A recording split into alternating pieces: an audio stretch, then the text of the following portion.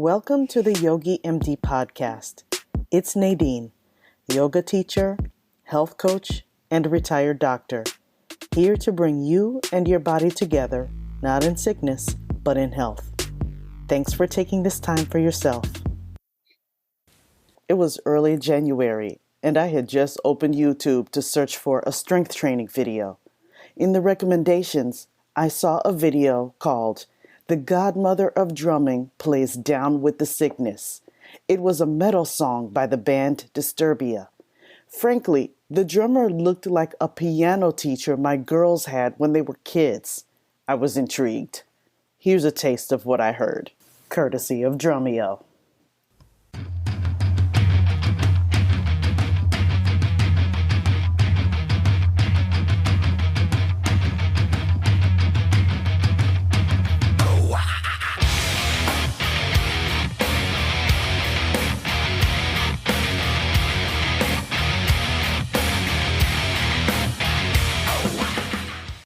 And after I was done freaking out, I made it a top priority to find the drummer, Dorothea Taylor.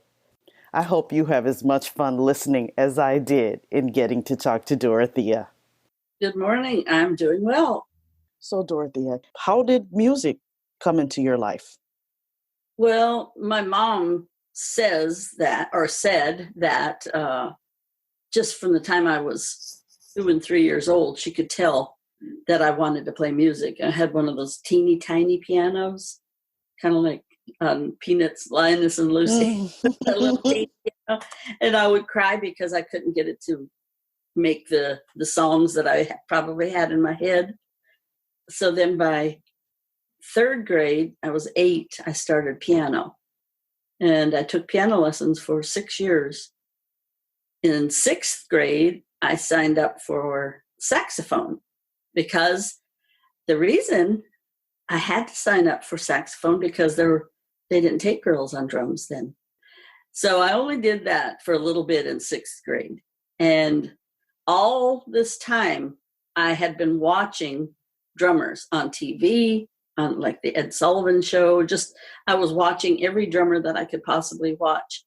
But the lucky thing in my small hometown, this is Upper Michigan, right on Lake Superior. We were lucky enough to have a drum and bugle corps. So lucky. And so I saw the drum corps marching in all kinds of parades in the summertime, festivals and everything. And I watched the drums the whole time. And I just couldn't stand it any longer. And so by 8th grade, I said, well, people are probably going to laugh at me, but I'm going to go and try out. And when I got there, there was one other girl there, and she had been there several months. And so we became best friends, still are. And so we were the only 2 girls that marched the whole time that I was in it for 6 years. What did it feel like to be one of 2 girls in the drum corps? Well, I don't remember it feeling, after I got playing and, marching and being in corps for that long, we were just in there, and the drum corps we traveled in buses every week for the whole summer. It was just like a big family. And I don't remember there being any problem. There wasn't anything said once I got in there. But like I had mentioned, you didn't really see girls playing drums. You didn't see them really on TV. And so the band directors weren't allowing them. And still to this day, in some schools, now not all schools, but some schools still try to sway the females onto like flute and clarinet and piccolo and things like that. They don't really talk about, sure, go and try out for drums. Although when I watch Instagram, every day it seems like I'm finding more female drummers. So they are out there right now.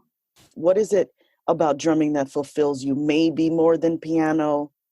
I loved taking piano at first, but the whole time I was playing piano, like I said, I was watching drummers on TV and just wishing that I could do that because I had this rhythm inside of me.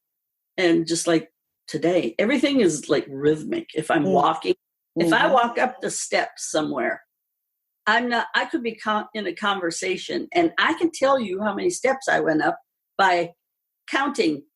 My internal clock is saying 1, 2, 3, 4, 1, 2, 3. 4. I totally get it. And don't people think you're crazy because I can hear in the background like the buzzing of the refrigerator or the rhythm of the dishwasher, something clanking in there.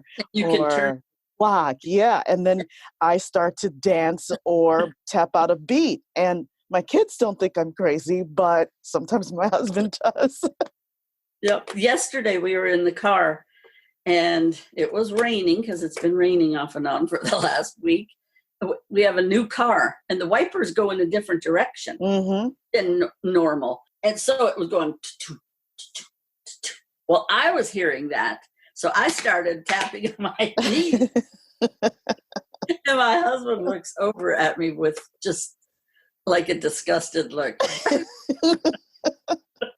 Oh, they have to indulge us. They know. They know we're not normal. I don't think drummers are normal because we are the beat keepers.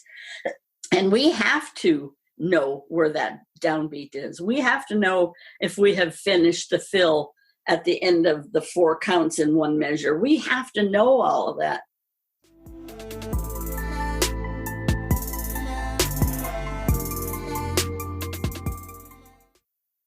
Here's a clip from the Drummeo video of typical scenarios Dorothea has encountered when trying out for a drum gig. Find the link to the video in the show notes.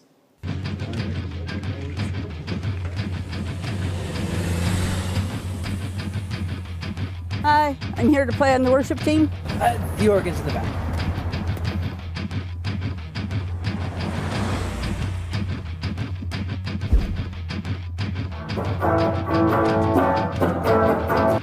Oh, sorry, are we being too loud? No, I'm here for the audition for drums.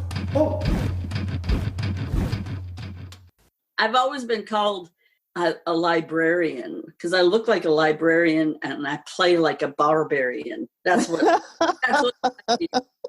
I've been nicknamed. I love that. Can you give us some examples of situations you've been in where you've been prejudged?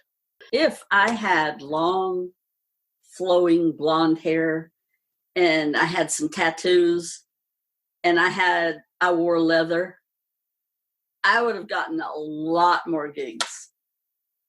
This is my opinion, but I'm pretty sure because some of the girls on Instagram, if you watch them, they have this hair that just falls in their face. And some of them wear little skimpy, they look like almost like a bra top. And the comments, I read the comments on purpose. It's guys commenting how, awesome.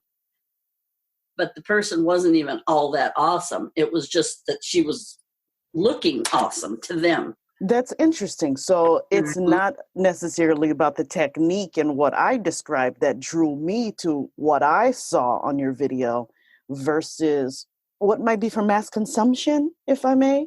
Maybe it's about the entertainment value and the look rather than the quality. Yes. And I can't really blame them because if you had, some rockers, say you had 4 guys up there and then you had somebody that looked like me back there behind the drums, even though I could play better than a lot of the male drummers that they chose, they all blended together. So did you hear no very often? I didn't hear the word no because I didn't actually exert myself in saying I want to be in your band. When I worked in the music store, every single musician would come in there during the day. It was like a big party. It was the best thing ever. It was so much fun.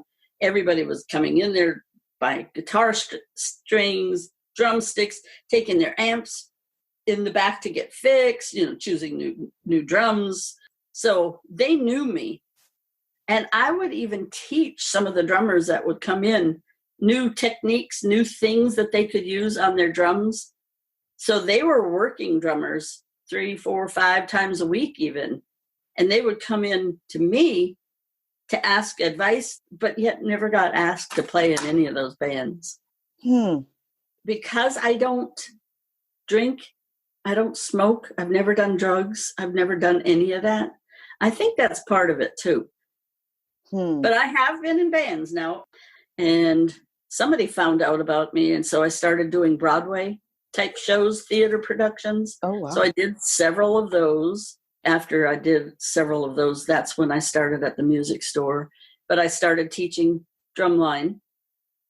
So I've been doing that for a long time, and I've always had private students. Now I'm doing, since all of a sudden I've just become famous over Instagram, I've been doing some online teaching, and so I've been enjoying that. How were you found on the online forum for YouTube? I had been on Instagram because my daughter is on Instagram, so I got on Instagram, but I didn't want to look up, she looks up fashion and things like that, how to decorate your home and everything. Well, I don't really care about that. So I said, okay, I'll do Instagram, but I will only just go to drumming and find some good drummers. And so I started putting up just small little things, and I put up one rudiment sheet or rudiment exercise from my kitchen, and somebody saw it, and somebody else saw it, and somebody else saw it, and it got 102,000 views on it within a week or two. And I think that's when it happened. And so when I saw that, I said, oh gosh, I've got to put more stuff. And so I just started adding. Apparently Drumeo saw me along with a lot of other people, and they invited me to Vancouver. I was kind of shocked when they called. I said, are you sure you want me?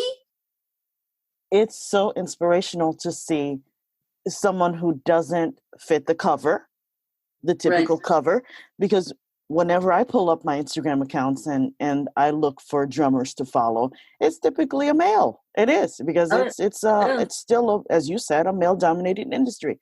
But it was so refreshing to see someone like you and to feel like, okay, there's someone I can aspire to be. I haven't been playing drums that long. It's only been about 7 years or so. I picked them up really late.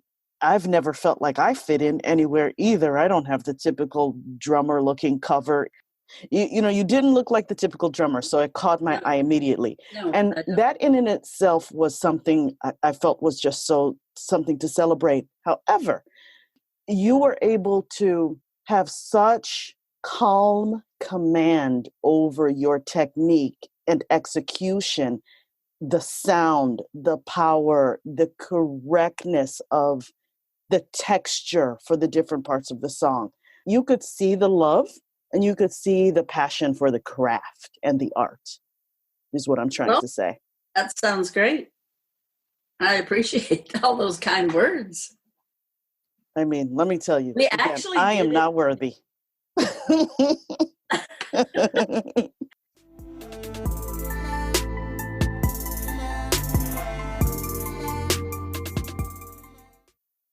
So why was it important to you to deliver that message, not judging a book by its cover?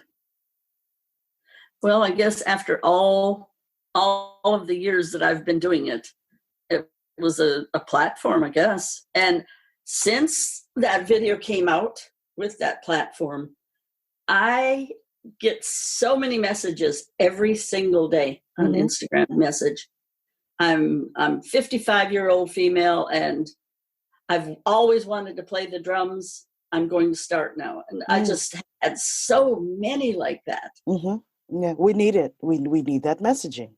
If you're 55 and you want to start and it's really for you and it's something to satisfy something within your own heart, it doesn't mean that you need to go and be in a band.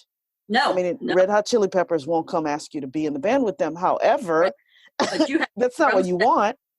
Yeah, you have a drum set up in your house somewhere, and that is your getaway time. And I can have a migraine or a migraine coming on, and I'll come up here in my drum room, and just start playing and go back downstairs and my migraine is gone.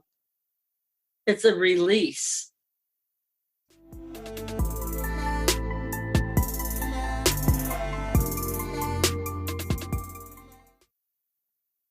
Mm-hmm. I had a student, because we live here in Myrtle Beach, there's a lot of Canadians that come. We call them the snowbirds, and they come for the winter. And they come usually before Christmas, and they'll stay until spring. Well, somehow he found me, and he might have been 70, late 70s, 78, 79 when he started. Really? Yes, he had a career, and he had some skills on the piano, but I can't remember when he started piano. So he had some knowledge of notes and the value of the notes and everything, but he wanted to play the drums. And so we did weekly lessons, and he would just practice there in the hotel room, Mm-hmm. just on a practice pad. And then he would go back to Canada and then apply what we talked about and all. And he had his books with him, and he would start putting it on the drum set. Well, he he might be 90 now. He plays 3 times a week in 3 different bands. Really? Yes, and he loves it. He absolutely loves it. He plays at like retirement homes and just gets together with other older retired musicians, and they just jam. So he plays with 3 different groups, and it's so awesome. And That's wonderful. It keeps him going. It keeps him healthy. Mm-hmm. He Exactly. has no health problems other than just, the usual. When you get that old, you get a little stiffer in walking and, sitting and standing really quickly and things like that. Mm-hmm. But he's in great health. If you have a passion, whether it be drums or something that you've always wanted to do it. Don't hold yourself back for some reason. Do it. And especially if you love drums, pick up some drumsticks, get a practice pad. And there's so much information online now. YouTube and Drumeo has a fantastic course, along with other people that like Stephen Taylor is doing, Mike Johnston and all those guys. They have fantastic drum courses. Go to my Instagram page and see my kitchen videos. I have a lot of exercises that I do, drum exercises, just from my kitchen with my practice pad. You've definitely inspired me even more to keep practicing and to find more creative ways to do so.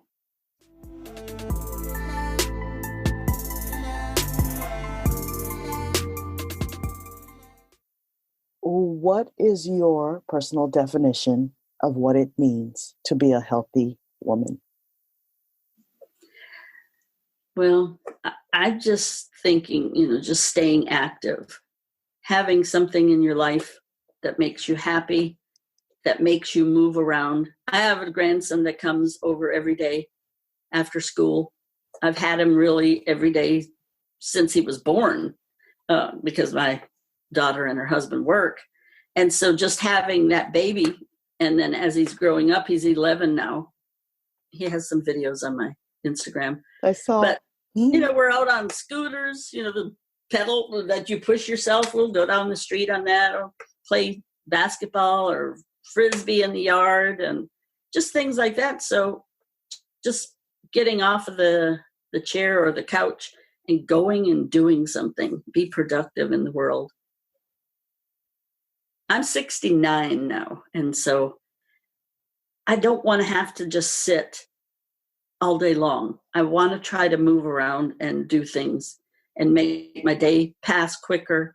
I want to stay healthy that way. I'm not an exercise person, but I do. My daughter told me to tell you that when we play those gigs, those 4-hour gigs, my Apple Watch clocks those as steps because I'm moving my feet and everything. Oh, And yeah? at the end, end of a gig, I could have 16,000 steps, Easily. which that's exercise.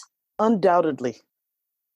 I am so very grateful for your time. I've been a total fangirl ever since I saw your video. My girls, I told them, I get to talk to Dorothea this morning. I'm so happy. So I really thank you. Thank you so much. Yeah. Keep inspiring us ladies in the world to be rockers too. I will try. I will try.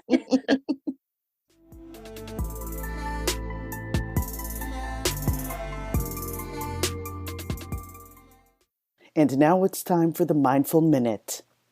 Whenever you are doing an activity that requires sitting for long periods of time, don't forget to take breaks. Here's an easy one to let go of tension in your neck, shoulders, and wrists. Start by establishing long and even breaths in and out of your nose. Don't hold your breath at any time.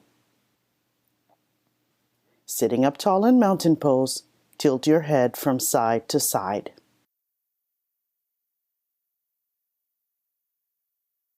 Next, turn your head from side to side like you are saying no.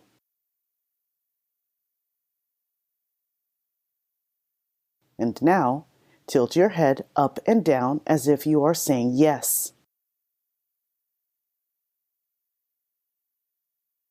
Next, roll your shoulders forward 5 times.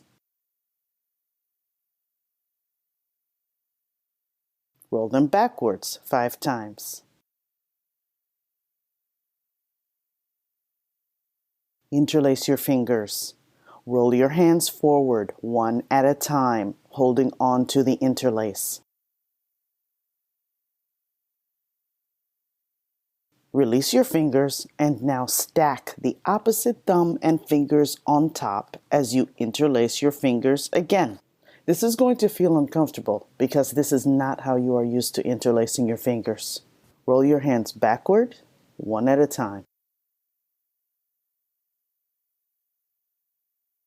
And don't forget to connect with me at yogimd.net and follow Dorothea on her Instagram and YouTube channel. Thanks for being here. See you next time.